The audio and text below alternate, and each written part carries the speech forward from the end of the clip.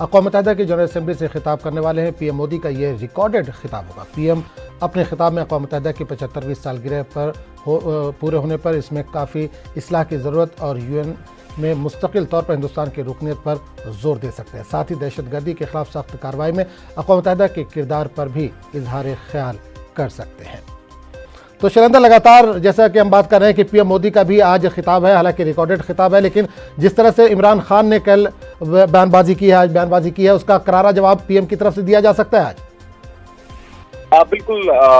प्रधानमंत्री मोदी का ये तीसरा एड्रेस होगा यूएनजीए में। हालांकि इस बार हालात इस तरह के बने हुए हैं कोविड-19 को लेकर, ऐसे में ये वर्चुअल एड्रेस होगा। हालांकि रिकॉर्डेड बताया जा रहा है, जो आज शाम इंडियन टाइम के हिसाब से 6:30 बजे है, और पहले स्पीकर होंगे प्रधानमंत्री मोदी आज के दिन के लिए न्यूयॉर्क टाइम के हिसाब से।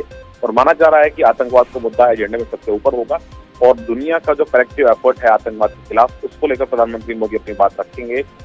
और वहीं साथ ही साथ जो यूएन की सैंक्शन लिस्ट है, उसमें लोगों के नाम जोड़ने और हटाने को लेकर ट्रांसपेरेंसी लाई जानी चाहिए, उसको लेकर भी प्रधानमंत्री मोदी अपनी बात रखेंगे। लेकिन जहां तक पाकिस्तान की बात है, प्रधानमंत्री इमरान खान ने जिस तरह से अपना पूरा जो स्पीच है वो सिर्फ और सिर्फ भारत विरोधी स्टेटमेंट में जाया कर दिया। लेकिन प्रधानमंत्री मोदी आतंकवाद के साथ साथ और भी अहम मुद्दों पर बात करेंगे, जिसमें क्लाइमेट चेंज शामिल है, जिसमें महिलाओं के सशक्तिकरण एम्पावरमेंट शामिल है, और वही साथ ही साथ जो डेवलपमेंट, सस्टेनेबल डेवलपमेंट है, वो जो एजेंडा रहता है वो भी शामिल रहेगा। और वही भारत ये भी कहेगा कि कोविड-19 के दौरान भारत एक वर्ल्ड फार्मेसी के तौर पर, और जो उन्होंने करीब 150 कंट्रीज को जो सपोर्ट किया है भारत ने कोविड-19 के खिलाफ लड़ने में, उसका भी जिक्र प्रधानमंत्री मोदी आज करेंगे।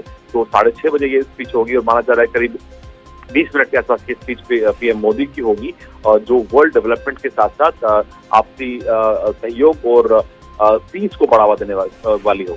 चलिए शैलेंद्र, बहुत बहुत शुक्रिया इस तमाम जानकारी के लिए।